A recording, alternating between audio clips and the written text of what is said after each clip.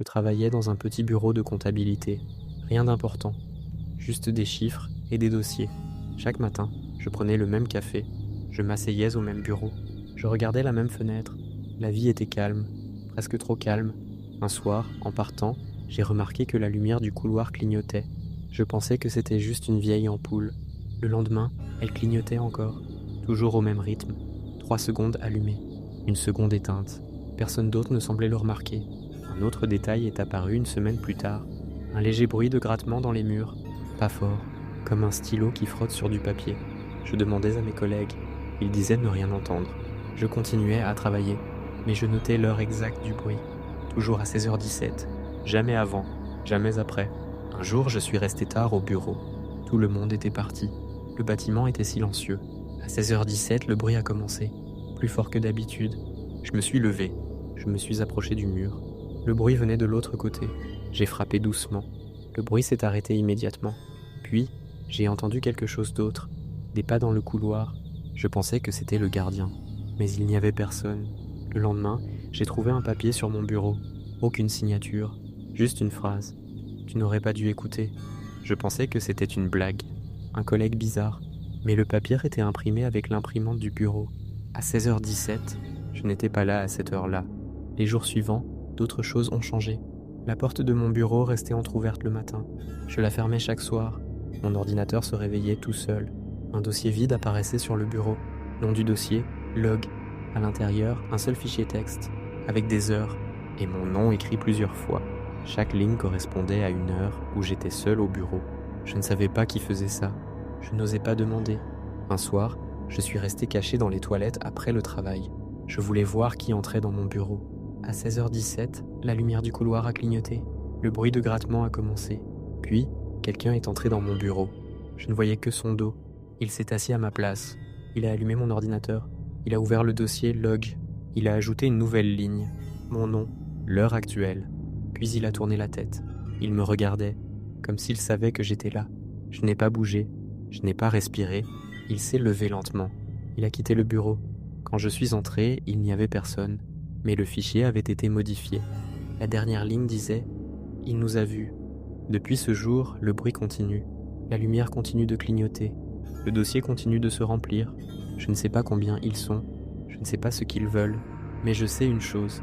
Chaque jour, à 16h17, quelqu'un s'assoit à ma place. Même quand je suis là. Et parfois, je sens qu'il me regarde derrière moi. Je me réveillais tous les jours à 6h30.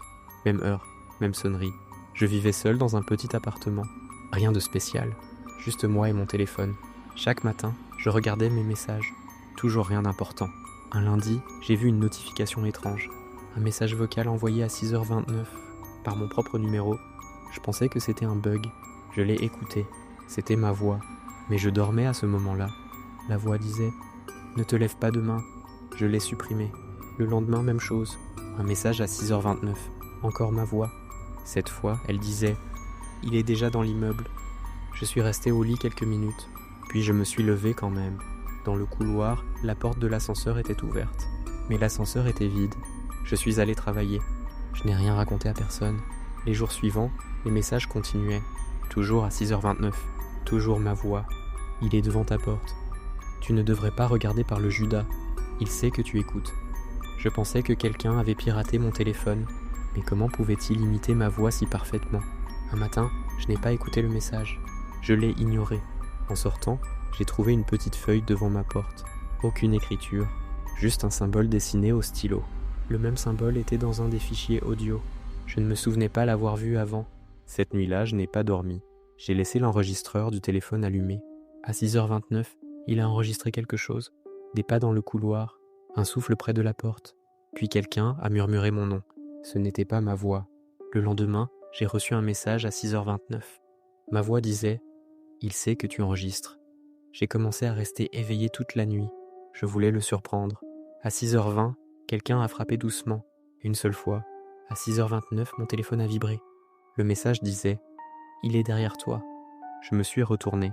Il n'y avait personne, mais la porte de ma chambre était entrouverte. Je la ferme toujours avant de dormir. Dans le salon, mon téléphone était posé sur la table, en mode enregistrement. Je ne l'avais pas laissé là. Le dernier fichier audio portait mon nom. Avec la date du lendemain, je ne me souvenais pas l'avoir créé. Le fichier contenait une phrase. Ma voix disait « Il n'a pas cru les messages ». Depuis ce jour, je reçois toujours les messages. Je ne sais pas qui les envoie, je ne sais pas comment ils savent. Mais maintenant, je mets mon téléphone en mode avion la nuit. Je dors mieux, sauf une chose. Chaque matin, à 6h29, je me réveille avant la sonnerie, comme si quelqu'un m'appelait doucement par mon nom. Je louais un petit studio en ville, rien de luxueux, juste un lit, une cuisine et un salon. Le propriétaire disait que l'ancien locataire était parti brusquement. Je n'ai pas posé de questions. Le premier jour, tout était normal. Je regardais la télévision le soir, je dormais tôt. Une semaine plus tard, j'ai reçu un email étrange, un fichier vidéo joint, sans expéditeur clair. La vidéo montrait mon salon, filmé de l'angle du plafond. Je n'avais jamais installé de caméra. Je pensais que c'était une erreur, un mauvais envoi. Mais le décor était exactement le mien. Mon canapé, ma lampe, moi, assis en train de regarder mon téléphone. La date était celle de la veille. À 23h14, j'étais bien chez moi à ce moment-là. Le lendemain, j'ai fouillé l'appartement. Aucune caméra, aucun trou dans les murs. Le soir, une autre vidéo est arrivée. Cette fois dans la chambre. Je dormais. Je me suis vu me retourner dans le lit, comme si quelqu'un me regardait pendant que je dormais. Les vidéos continuaient chaque nuit, toujours à la même heure, toujours depuis un angle impossible. Je ne savais pas d'où elles venaient. Un jour, j'ai remarqué un détail. Dans une vidéo, la porte du salon s'est ouverte légèrement. Je ne me souvenais pas l'avoir ouverte. Le lendemain, j'ai mis une chaise contre la porte. La nuit suivante, j'ai reçu une nouvelle vidéo. La chaise avait bougé, la porte était entrouverte. Je n'avais rien entendu. J'ai décidé de rester éveillé, assis dans le salon, les lumières éteintes. À 23h14, j'ai reçu une notification, une nouvelle vidéo, en direct. Je regardais l'écran. Je me voyais assis dans le noir. Puis, derrière moi, quelque chose a bougé. Je me suis retourné. Il n'y avait personne. Sur la vidéo, quelqu'un se tenait derrière moi. Juste une silhouette. Flower. Il se rapprochait lentement. La caméra a coupé. Le lendemain, j'ai demandé au propriétaire. Il a dit que l'ancien locataire se plaignait aussi de vidéos. Il disait qu'on l'observait. Personne ne l'a cru. Il est parti sans prévenir. Depuis, je reçois toujours les vidéos. Même quand je dors ailleurs. Même quand je ne suis pas chez moi. La dernière vidéo montrait mon appartement vide. Puis un message est apparu sur l'écran. Tu es le prochain. Je venais de déménager dans un nouvel immeuble. Un quartier calme. Trop calme. Le premier jour, j'ai rencontré mon voisin. Un homme normal. Sourire discret. Il m'a dit « Bienvenue. Si tu as besoin de quelque chose, frappe. » Je l'ai remercié. Les premiers jours, rien d'étrange. Je travaillais. Je rentrais tard. Un soir, il a frappé à ma porte. Il m'a rendu un colis. Je ne savais pas qu'un colis était arrivé. Je l'ai remercié. Le lendemain, il m'a parlé d'un appel que j'avais reçu la veille. Je ne lui en avais jamais parlé. Je pensais qu'il avait entendu à travers le mur. Mais il savait trop de choses. À quelle heure je me réveillais, ce que je regardais sur mon téléphone. Un jour, il m'a dit « Tu as mal dormi cette nuit ?» Je ne lui avais rien dit.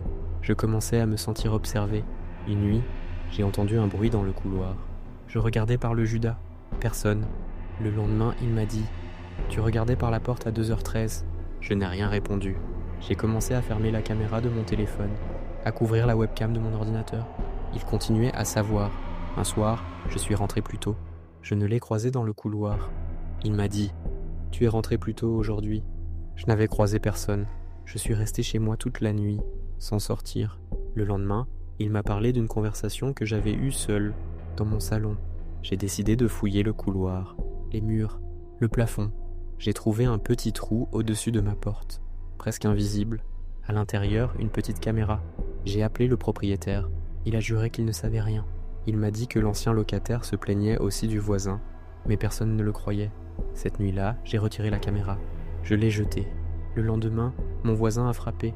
Il souriait. Il m'a dit « Tu as oublié une caméra ?» Je ne comprenais pas. Il m'a montré une vidéo sur son téléphone. Moi, dans ma chambre, filmée de l'intérieur. Je n'avais trouvé qu'une seule caméra. Depuis, je ne sais pas combien il y en a. Je ne sais pas combien de voisins regardent. Mais je sais qu'ils savent tout.